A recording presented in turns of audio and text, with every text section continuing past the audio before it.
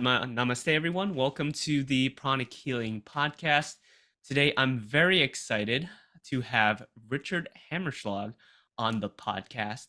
Richard and I connect through the CHI organization, which is the Consciousness and Healing Initiative organization. And Richard really has an amazing experience, history, and professional career in research, which is very exciting for the field of not only pranic healing and energy healing modalities, but for all types of modalities.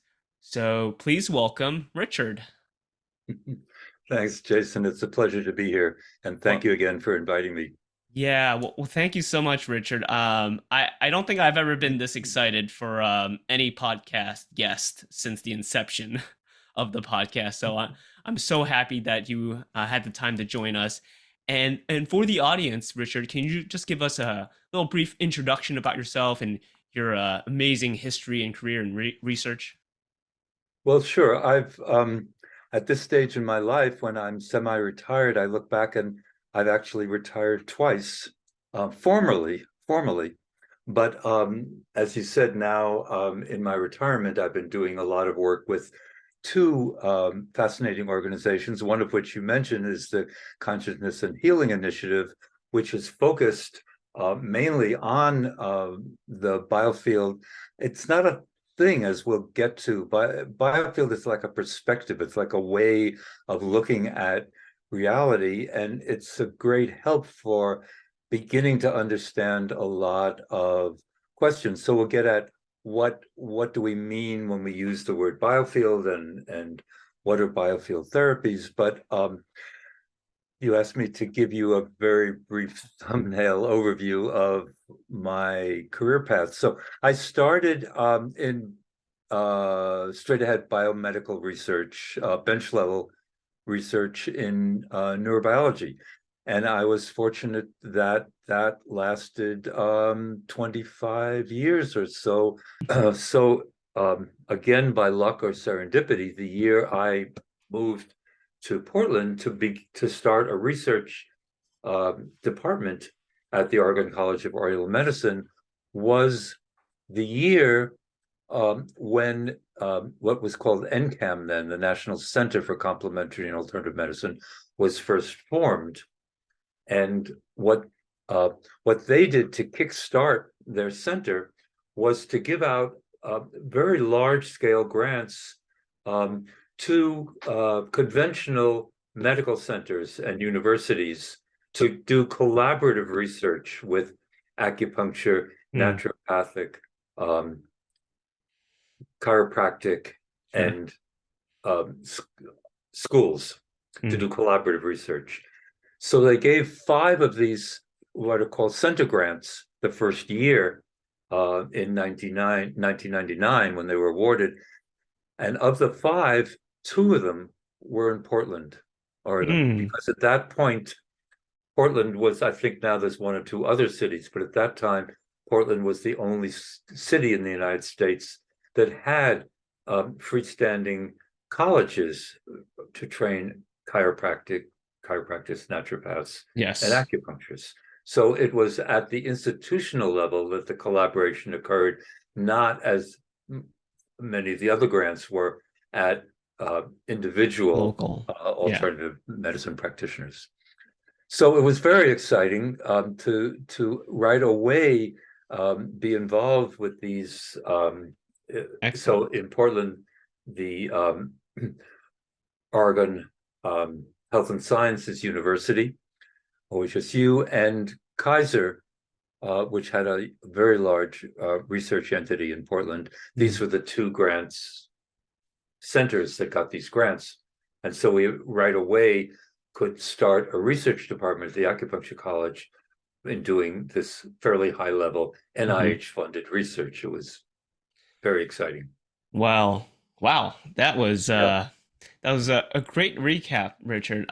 Thank you for sharing that. I think that gives us the preface for everything that we're going to talk about for the topic or theme for this episode is based on biofield therapies. So, you know, with acupuncture and energy healing, we understand that we're using this invisible chi, ki, prana, whatever you call it, right? This invisible life force, and it's so amazing to have the research behind it, because I think that's what's gonna ground and substantiate and help this kind of grow properly into hopefully something more, that can be distributed, whether it's in clinics, the government, just awareness, basically people understanding this. Sure, Um, sure, so sure, sure. so you basically started and had the research going in Portland, Oregon for a lot of the acupuncture Mhm. research grants and things like that. How did you start getting into biofield therapies? And for the audience, just a very quick definition of what biofield is, because a lot of people think that's a lot of people talk about energy healing, but is that the same as biofield? Just to kind of Well, prompt and that. yeah, just a quick answer to that. Yeah. Energy healing is much broader Hmm. than biofield. I think biofield therapies are one very large branch of energy healing.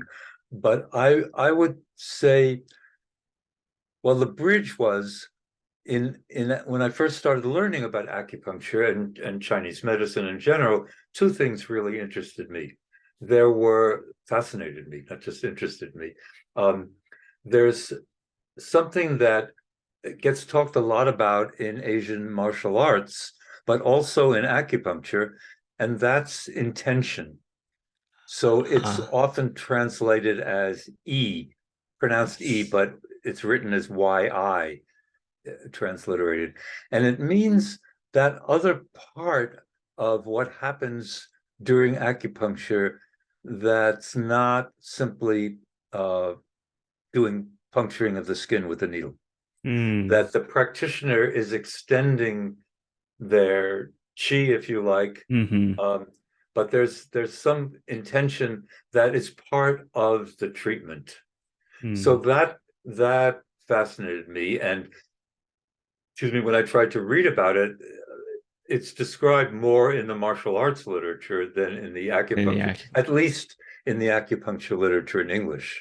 Yes. You know, Yeah. this may be part of, as you were implying before, Yeah. the sort of pre-Maoist sanitized version of acupuncture, which is called Yes. traditional Chinese medicine. And that's very important. I know, Richard, when you talk about the concept of intention, or E, in research, right? Because how can you compare someone doing sham acupuncture and whatever they're intending to an actual practitioner that knows and understands, the philosophy and the principles, right? And Yes, because that's a very interesting point, intention. Um, sure. and Yeah, I think you're right. You're getting at something really important. And I would say that in a nutshell, that most of the research, most of the acupuncture research is asking a limited question. They're asking, is the needle effective? They're not asking, is acupuncture effective? And the problem there is we don't know how to assess the value, the added value of E, of intention, in an acupuncture treatment. We don't know how to separate it from mm, what the practitioner is doing with the needle. So the whole function is acupuncture, but when we try to do, like you said, sham acupuncture, we got acupuncture in a way should never have gotten pushed along the path of that right, placebo, of the drug model of a placebo, right. um, because you can't. I like to say you can't really um, do a sham procedure if you don't know how the real procedure is working.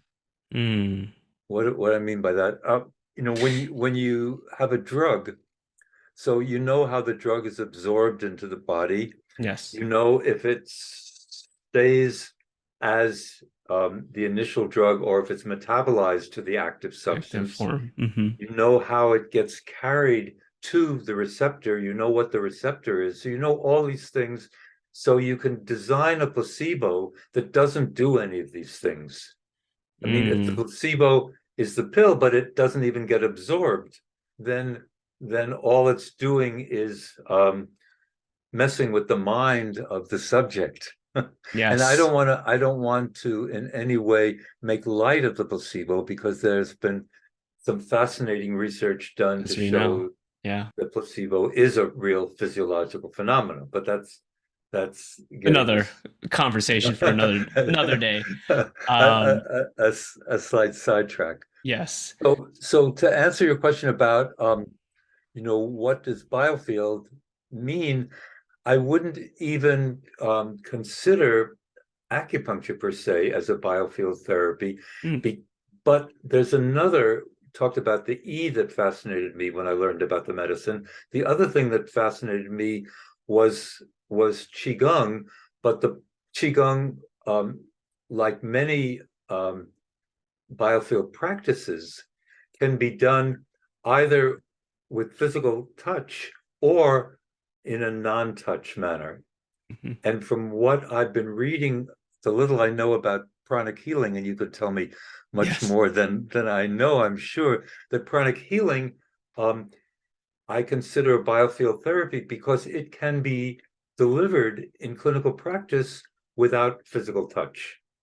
Yes. So what is going on here with something like Reiki or therapeutic touch or healing touch or Joe Ray or um, Pranic Healing? So there's a huge family of these practices that come from many different cultures. Native American culture has a kind of practice similar to that. You know, Ancient laying on of hands. Egyptian. Yep. Yeah, yeah. Hmm. There are these kinds of therapies that are related. So I would define um, biofield therapy as an intervention that can be delivered both hands-on and hands-off. So from my other hat is always thinking of what's going on and how does it work. Hmm. We have some beginning ideas of how light touch or light massage can give clinical benefit. um, for example, there are specialized sensory nerve endings in the skin. Specific hormones are released. We know these things, but I have to say, we don't have a clue of how you can get healing, clinical benefit without physical touch. And Yes. that's one of the great challenges which we can Fascinating. get into Yeah. a bit That's later. that's amazing. Thank you for that recap, Richard. And I appreciate the breadth of your answers because it really fills in a lot of the gaps in terms of our current understanding, whether we're viewing it correctly or the way that maybe from more of a Western mechanistic point of view. Mhm. You know, this is why I appreciate more of the what we call the holistic perspective, because you really need to look at everything from every angle to really understand this type of work. Sure. Because as you mentioned, right, these biofield therapies, they can work with touch or no touch, but then as we get deeper into it, well, it seems like it can also work at a distance, right? You don't even Yeah. have to be in front of the person. I That's could be right. working on you when you're across the country or someone across the globe, and that's another fascinating I don't know, phenomenon of biofield therapies. And Absolutely. in pranic healing, I would have to say that we are a non-touch modality, meaning that we don't use touch. And it's quite interesting with your Uh-huh. acupuncture background is that pranic healing actually originated from the acupuncture system. So it's a system of synthesis where it basically boils down the most essential parts. And I've been practicing it. Of course, I have an acupuncture background too, in addition to my naturopathic doctorate. So it's very interesting everything that you've spoken before about, with your history with acupuncture and everything that we've spoken about, because it is more of a internal qigong with Mhm. that acupuncture basis as the framework or foundation. So yeah, and I'm really excited to talk about a couple of other things too, because when we talk about biofield, right, we talk about this biology, and there's with biology, there's this physiology around it, right? Can you describe a little bit more of that? Because I think what I've read is the biofield carries information about your physiology, and that's very fascinating. Because how does this invisible field tell us what's going on about our bodies? That's fascinating. Well, I'll give you another aside because it's something that I've just um, come across and been learning about and doing some research on um, in the past few years, and that's a practice called biofield tuning. And Hmm. this is a practice that uses tuning forks to both diagnose and treat. But when you said that information about the body is I won't say buried, is recorded Huh. in the biofield. First of all, we don't know what that really means, what the biofield is. And Hmm. as I said at the beginning, I like to talk about what the phenomena are. What is going on when we talk about biofield? We're using that as a placeholder for when we really understand what's going on. Hmm. So the biofield, to my way of thinking, is not yet a thing, but it's a way, it's a perspective, a way of trying to explain phenomena that we don't have any other way of explaining Sure. yet.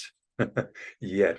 Hmm. So biofield, I think, is used in three different ways.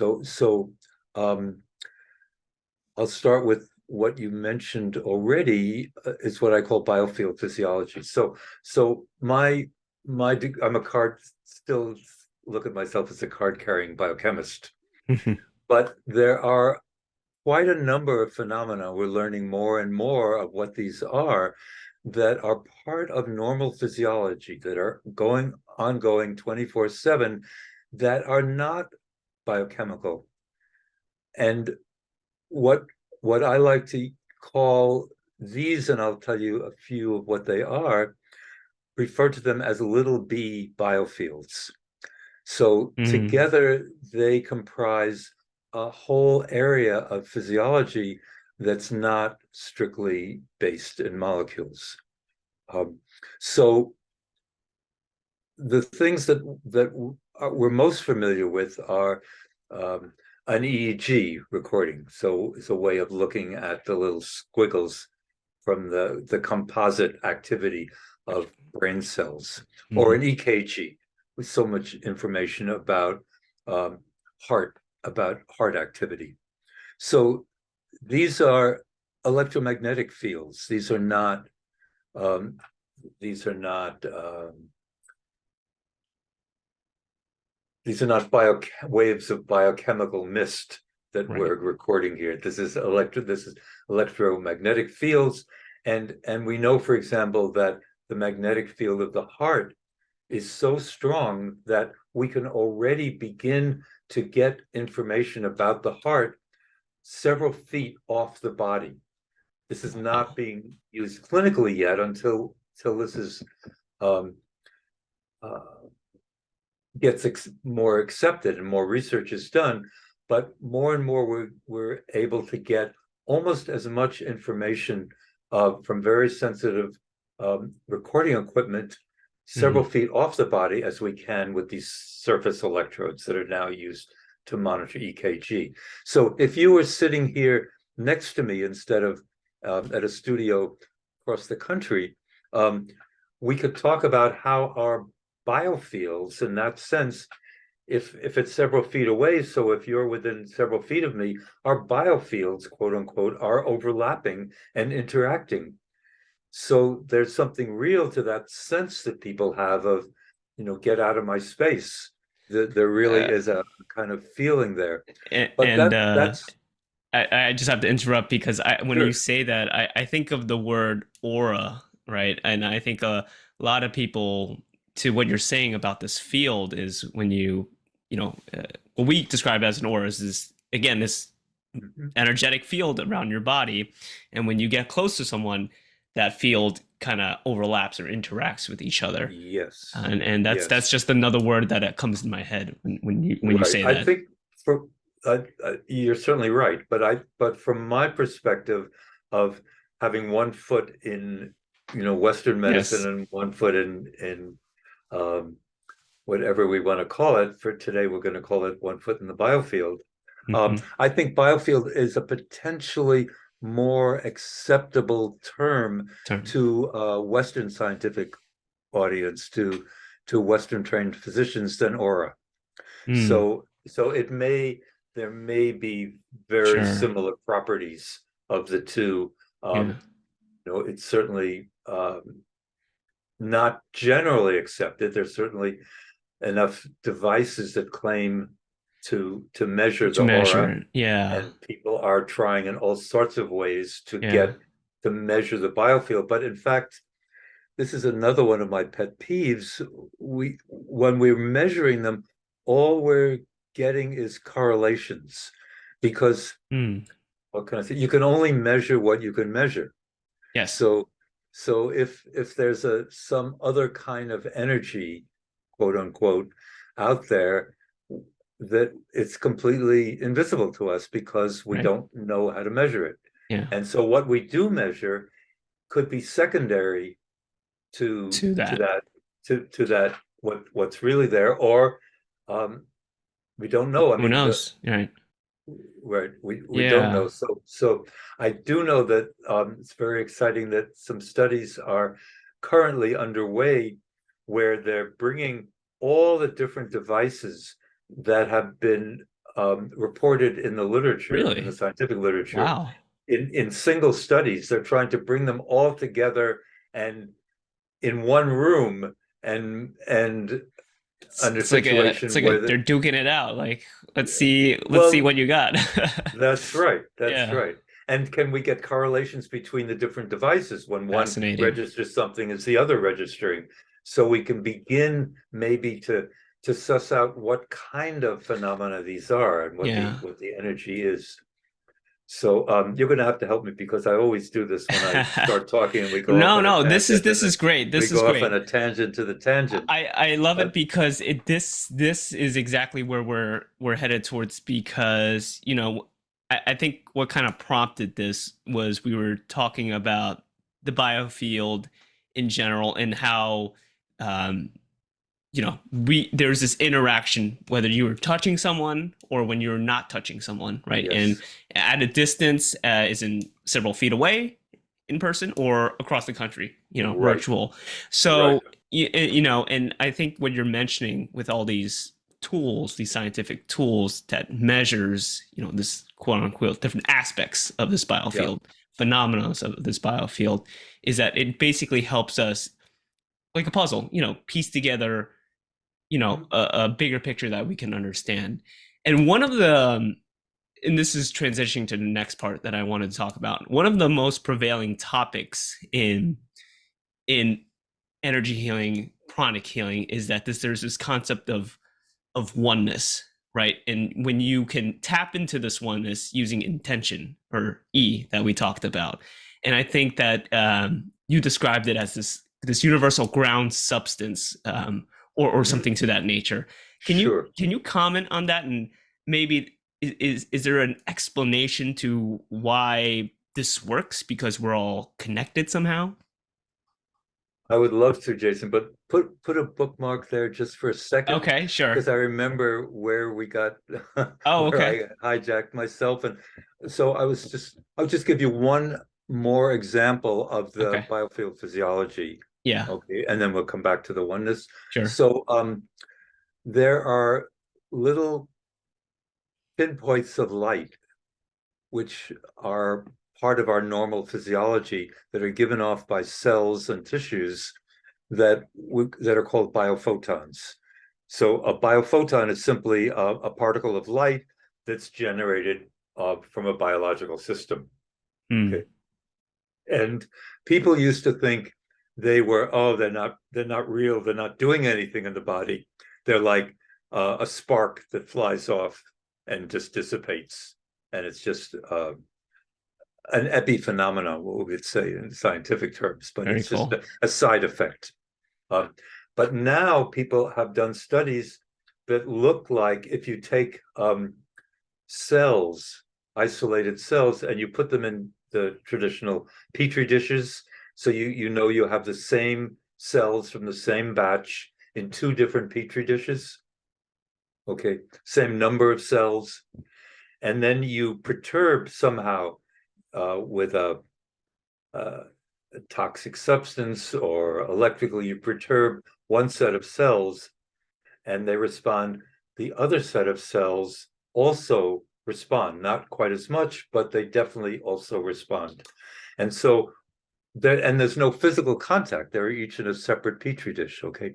So what you can do is put different kinds of barriers between the cells, between the petri dishes, to test whether it really is light that's going through. And if you block it completely, you don't get the effect. So it seems to be light.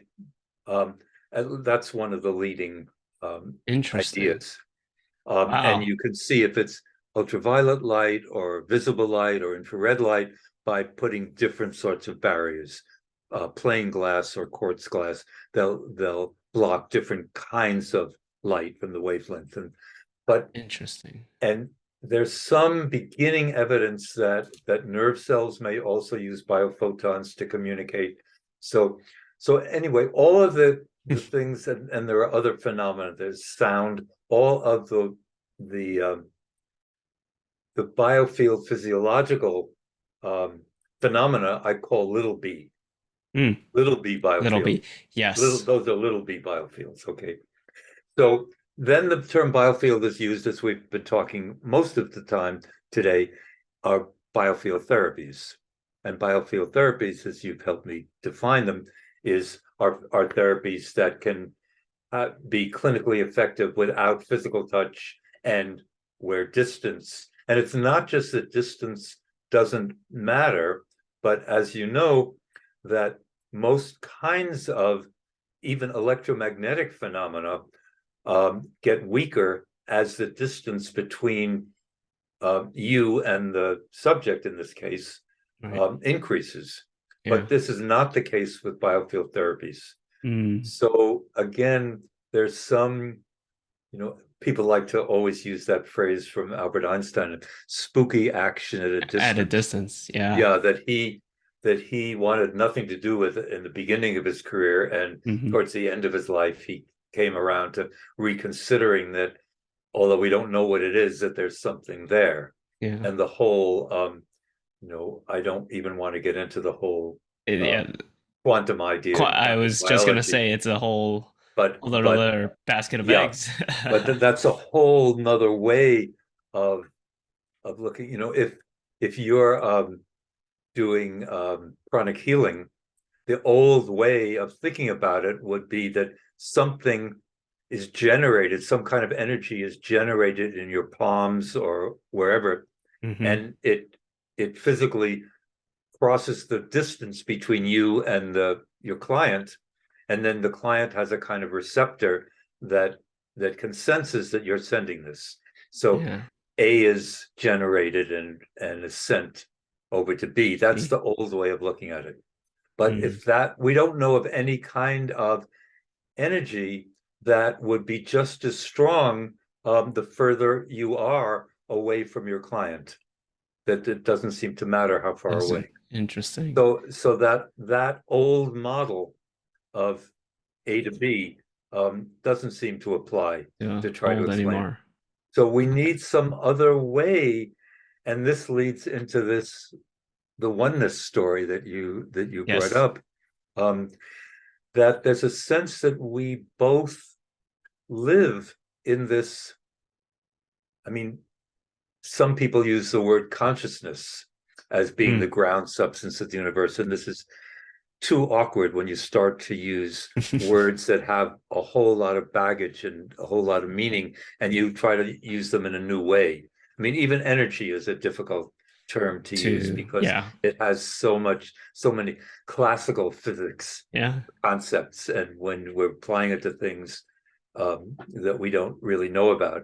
Um, energy always implies that some force is exerted, Yeah. and it may not hold for this other kind of energy. When I So, go and go to PubMed or Science Direct, I type in yep, energy healing. I get way other different stuff than what I'm trying to look for. So yeah, I hear exactly what you're saying. It's hard to encapsulate what using that traditional meaning of that word. sure. Yeah. So we've got Biofield, little b Biofield as physiology. We've got Yes. Biofield therapies, and then we've got the big B, Big Biofield. B And the big B is what we're sort of slowly working our way into it. to talking about. And I'm living most of my time now here in Tucson, and at the University of Arizona here in Tucson, every other year they have a long tradition of having a conference every 2 years called the Science of Consciousness. And Mm, it's really for any people out there who've gone to scientific meetings, people always show their slides of data and they have posters of data. And when you go to this Science of Consciousness meeting, the ratio of data to speculation is so different from any kind of scientific meeting that I'm used to go to, that it's really strange and yeah. it's hard to get used to. But Mm, so just to very briefly summarize, it's this whole basic argument of how stuck are we in a materialist paradigm? Um, because the mm. materialist paradigm that I was taught, I don't want to be disparaging and say that I was fed, but that I was taught when I was learning biochemistry is that the mind um, is an epiphenomena from the brain, and the brain gives rise to um, sensations, of course, gives us a sense of Right. what they are, translates the physiology into Hmm. meaning, Yeah. if you like, but it's all generated. Consciousness is generated from nerve cells. That's in its barest bones. So that's Yes. the materialist perspective. The other end of the spectrum, and there's lots of intermediate steps, but the other end of the spectrum is that everything, if consciousness is the ground substance of the universe, then everything arises from consciousness, or whatever you want to call it. Mm. There's a Zen term, suchness, Yes. or whatever. You Yeah. used a couple of other terms to describe whatever this ground substance is. But from that other end of the spectrum perspective, it means that matter, like everything else, arises from consciousness. So Mm. materialism says consciousness arises from matter, from nerve cells, and one of the terms for describing the view and those who hold it way out of the other end is called panpsychism, and that simply means that basically everything is connected, everything exists within this consciousness. Mm. And I since I know we don't have a lot of time left, I really want to talk a little about how this loss of interconnectedness, this loss of this knowing that Sure. I think we used to have, that everything is connected, um, is one of the root causes of the climate crisis that Mm. we're facing now. That having lost that sense of connectedness, what the hubris that we operate, and I say we advisedly, is that we can control nature, Right. and once you start believing that, um, then then we're reaping the whirlwind of Yes. that perspective and everything that Right. comes with it, of trying to dominate and control instead of understanding and getting back that sense that we're part of things.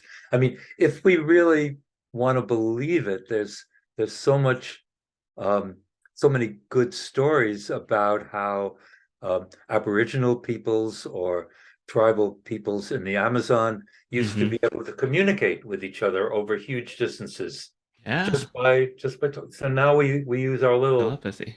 we use our Little thumbs and we use battery operated devices. the Yeah. all our iPads and everything Yeah. to do this instead of trying to go back and relearn, re-remember Mm, what life was like way back 40,000 years ago with the Aboriginal people, certainly, um, how you could communicate directly with right. each other.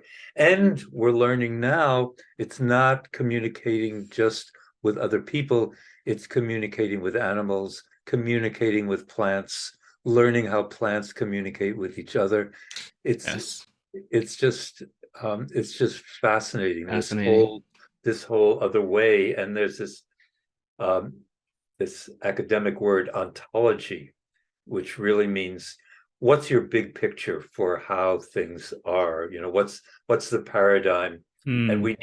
we need a whole new ontology of, Paradigm shift. yes, Hmm. yes, major paradigm shift to understand.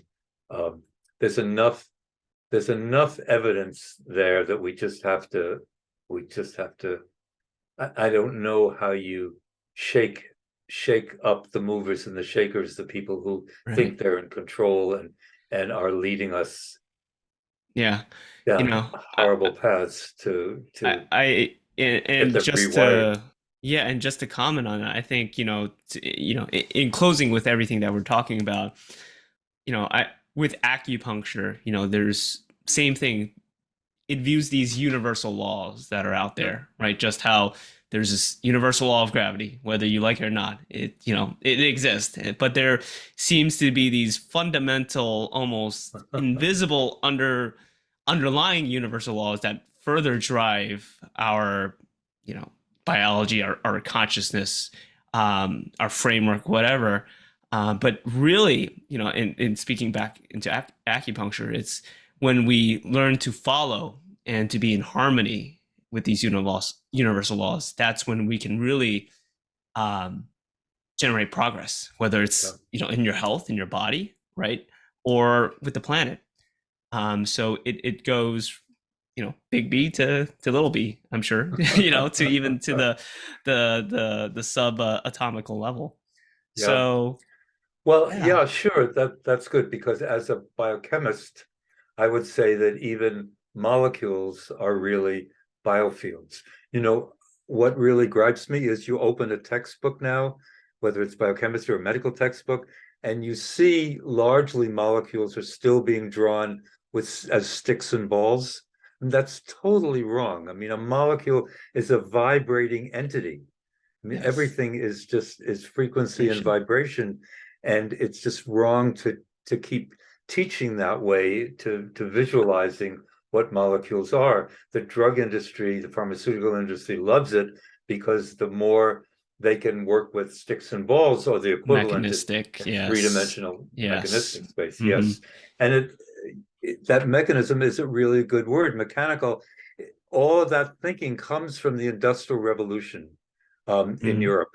That's where the first models of sticks and balls traces back to, is those early days of the Industrial Mm. Revolution, when those were the ways we envisioned things. Right.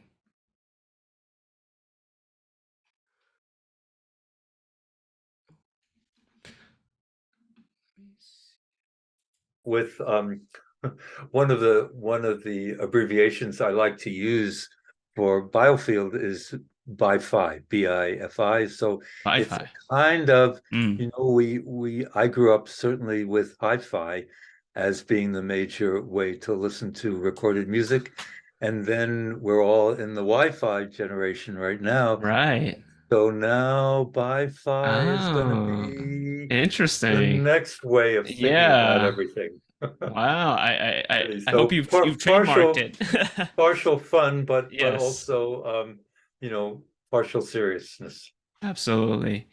And I think that that's a great kind of summary of this entire conversation, Richard, just because, you know, what we're talking about spans for thousands and thousands of years, and who knows even beyond that, to our what we understand of human history. But what we're talking about is definitely something that's not new, and it's definitely something that's not local to us. It's this phenomenon that can be seen on the big B level to the small B level. And Yeah. I think that what we're talking about today in regards to even pranic healing or energy healing modalities is that there needs to be this shift in this paradigm away from the mechanistic one-to-one A to B to a more fluid model that is Yes. one first able to acknowledge and be aware of the what we were talking about, these underlying universal principles, but B, hopefully give us the foundation where we can do like what you've been doing, biofield research and things like that nature, where we can maybe not understand everything, but at least piece things together so we see the total phenomenon for as much as we can understand. So Great, great. so yeah. Well, thank you so much, Richard. I mean, Yeah. this was a longer conversation that I think we both expected, but I very much Right, right. enjoyed it. And I hope you did too, because this is definitely my passion, and this is, I can hear from you, and of course your work as well, with Chi and all of Well, your other organizations.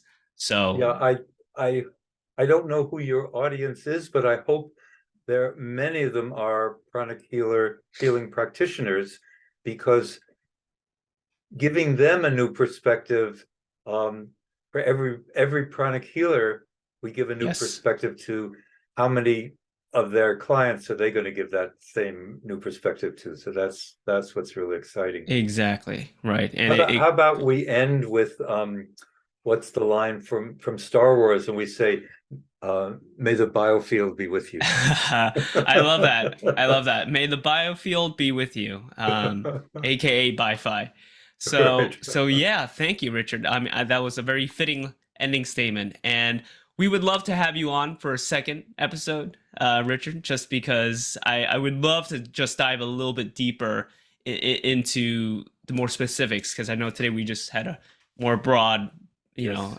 bird's eye view of everything, but I think that for, especially in pranic healing, because it is based on the acupuncture system, there's a lot of things that are a science to it too, with the Yeah. protocols and the methodology. And I would Yeah. love to That's hear your good. So comments on that. I look forward to learning from you, because that's a Yeah, surprise to me, because I thought pranic healing comes out of the Ayurvedic tradition more than the acupuncture yeah, tradition. So I yeah, look forward to learning yeah, how absolutely. they uh, Yeah. emerge differently. It's there's a lot of synthesis going on, so it does take away from different parts. But Yep. yes, for the next episode, we would love to talk about Great. that. Okay. All right. So, Okay. namaste, everyone. Thank you for listening to this Yes. episode Namaste. of Thank the you so Pranic much. Healing Podcast. And thank you to Richard. And we'll see you all in the next episode. Thank you.